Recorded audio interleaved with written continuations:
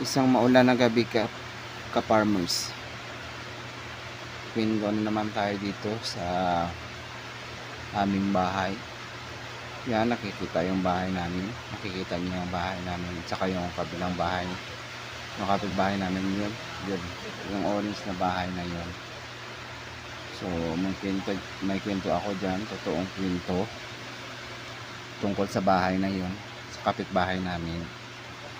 Actually, dati kasi hindi ako maniniwala. Kasi nga, yung sabi ng kapitbahay namin nakatira dyan, wag na natin i-mention yung pangalan niya. Sabi niya kasi, may umiiyak na matandang babae at saka batang babae tuwing alas 3 o alas 2 ng hating gabi. So dati hindi ako naniniwala kasi nga hindi ko naririnig. Pero yung nabidyohan ko na isang bahay, yung narinig din ako dyan. Kaso nga lang, yung narinig ko, yung sit-sit na malaking tao. Nagsasampay ako ng last 9 ng umaga. Wala pa kasi nakatira doon, pinapatayo pa. Tapos parang na ano siya, na tagalan matapos. So yung narinig ko is sinitsitan na ako 3 beses. Pero yung kwento niyan ng kapitbahay namin na matanda, sabi niya na may narinig siya na umiiyak. Dati hindi kami niniwala.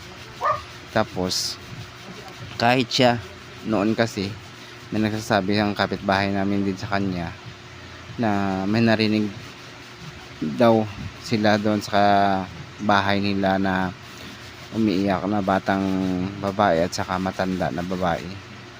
So hindi na naniniwala yun yung matanda na nakatira doon. Tapos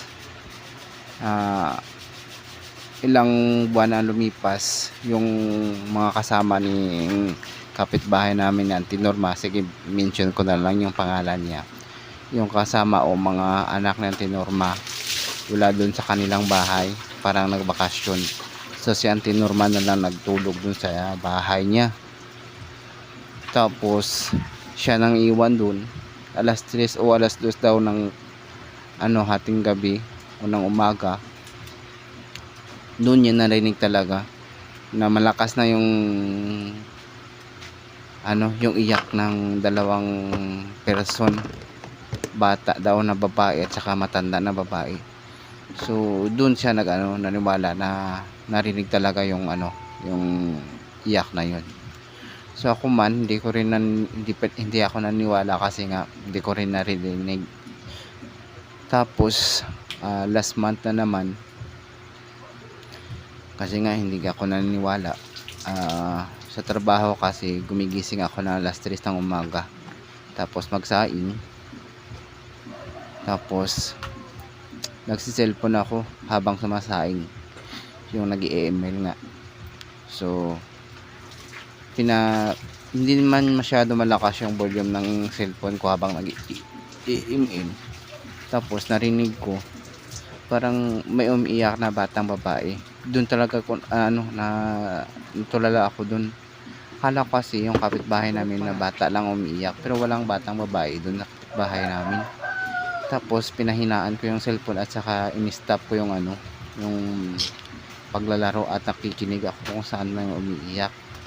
Pagkatapos nun, wala pag ko nang silip ako sa bintana, hindi ko naman nakikita kung mayroong bata o wala.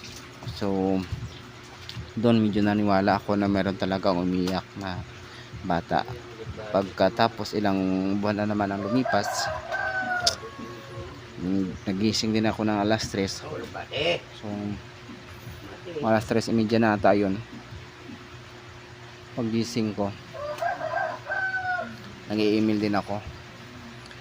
Tapos bigla lang may nagtawag o nag-ayo, yung nagtawag ng tao po, yung sabi niya. Sinilip ko naman sa sa gate, sa bintana, wala namang tao. Tapos kung tao yun kasi, alakas kasi pagkasabi niya tao po.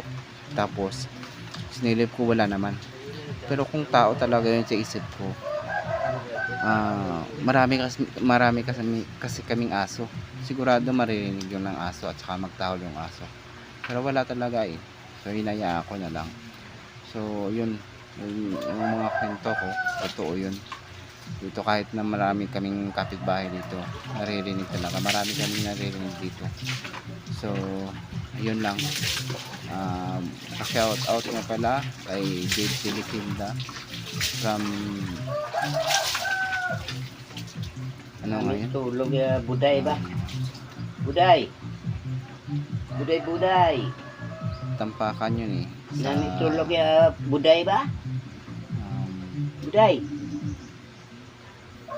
Malta na. Nami mo barangay tulog Malta na. buday. Tampakan sa Kalibata. Buday budoy. Dangski TV, shoutout sa iyo. Maraming salamat panonood ng video ko. Guys, yung mga kwento-kwento ko guys, Okay base man lang tani yung kung sa di ka naririnig nalagaw. ko. At saka Kabuhian daw. kung Nalagaw naniwala na, be. kayo, sa inyo na yun. Pero yung naririnig ko talaga, o nakikita ko, totoo yan. Sa mga panahon ngayon, yun nga ang sabi nila, napaka-high-tech na eh. Dapat kasi hindi ako maniniwala sa mga ganyan. Kasi di ba halos ngayong panahon wala ka nang dapat ikatakot kasi napaka-high-tech, pero mayroon talagang nakikisalimuha sa atin sa ibabang na mundo. Hindi natin nakikita pero naririnig natin minsan, lalong na kapag may third eye ka. So ako, hindi ko man sinasabi na may third eye ako o ano, pero minsan kasi mararamdaman ko sila o di kaya makikita ko.